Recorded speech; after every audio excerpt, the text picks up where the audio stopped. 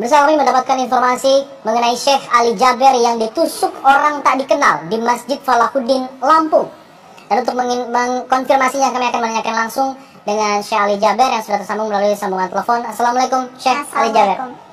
Waalaikumsalam warahmatullahi wabarakatuh. Bagaimana kondisi Syekh saat ini?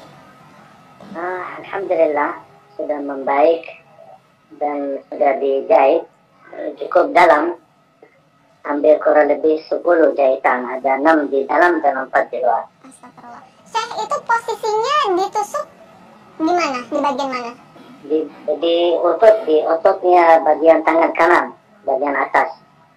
Oke, ini bisa diceritakan kronologi kejadiannya, Syekh? Ini di Masjid Salahuddin seperti kegiatan biasa. Kita ikut safari dakwah.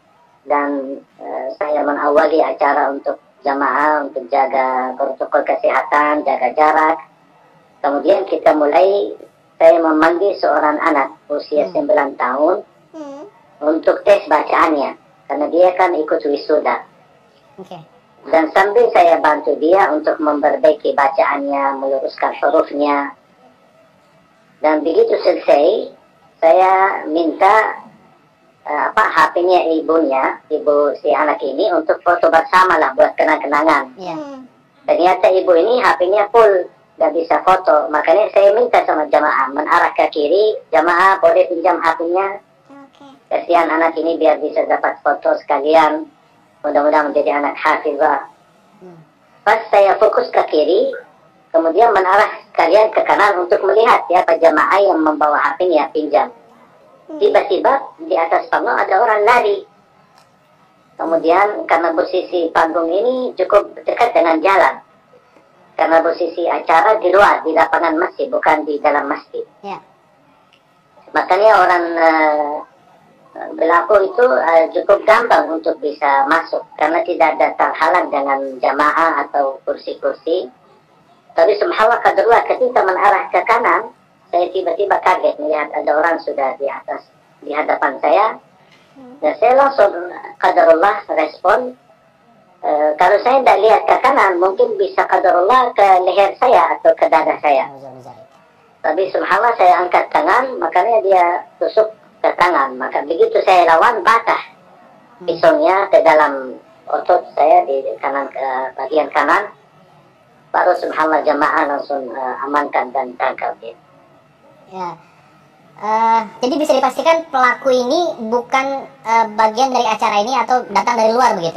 Iya, kelihatan dari luar karena dia lari. Dia lari. Cuman ke posisi jamaah cukup fokus karena kita lagi bukan lagi ceramah tapi lagi diskusi dengan jamaah, berdialog dengan jamaah. Makanya jamaah banyak fokus ke saya, tidak memperhatikan. Dan ini kejadian pertama kali barangkali, apalagi posisi saya di panggung cukup dekat jalan gitu. Iya, bisa dipastikan Syekh, pelaku ini benar-benar satu orang? Yang kita ketemu tadi satu orang. Apakah ada orang lain, mungkin mereka lepas diri atau larikan diri dari tempat. Tapi yang kita lihat ini ada satu orang dan langsung diamankan. Ya, jujur saja kasihan pas lihat jamaah menghajar dia dan mukul dia. Saya bilang jangan, amankan aja dulu, biar ini tugas polisi, jangan kita main hukum sendiri. Iya, Syekh mendengarkan informasi tidak Syekh? Siapa sebenarnya pelaku ini? Sampai titik ini belum saya mendapatkan berita apa, karena baru saja diamankan, karena habis ditahan oleh jamaah, diamankan di ruang masjid sambil menunggu polisi datang, dan petugas polisi datang dan membawa beliau ke kantor polisi. Oke, jadi mungkin bisa diceritakan lagi untuk luka yang Syekh alami saat ini di ya, mulai sedikit nyeri. Awalnya saya berdarah terus sampai baju saya di sebelah kanan semuanya basah. Karena darah, kata dokternya cukup banyak yang keluar, sampai bajunya semua basah. Terpaksa saya lepas baju dan lukanya cukup dalam. Makanya dikasih obat, suntik, kemudian baru dikasih jahitan bagian dalam dalam dagingnya, karena ototnya cukup tusuknya cukup dalam, sangat dalam. Makanya dokternya pun tak bisa mengobati tanpa harus ada suntik dan dikasih obat, baru kemudian dijahitan bagian dalam kurang lebih ada 6. Kemudian baru di bagian di luar ditutupi 4, jadi semuanya 10. Syekh, mungkin bisa diinformasikan juga untuk profil pelaku ini seperti apa, mungkin ciri-cirinya, atau dia mengenakan apa yang ia bawa pada saat itu. Nah, saya lihat anak itu masih anak muda banget ya. Mungkin diperkirakan 20 tahun lah ya. Orangnya kurus banget. Jadi saya merasa orang ini kalau saya lihat ya dari wajahnya, dia ketika saya berhadapan dan diamankan, nampaknya bukan mudah untuk melakukan hal seperti ini. Pasti ada kedorongan atau ada yang menyuruh atau ada apa ya gitu. Jadi karena saya lihat dari segi, mohon maaf, fisiknya, dari segi ini mungkin dia bisa dengan cara mudah, butuh mental yang kuat untuk melakukan hal seperti ini. Ada yang ia teriakan atau omongkan ketika melakukan perbuatannya itu, Syekh? Enggak, sama sekali tidak. Diam.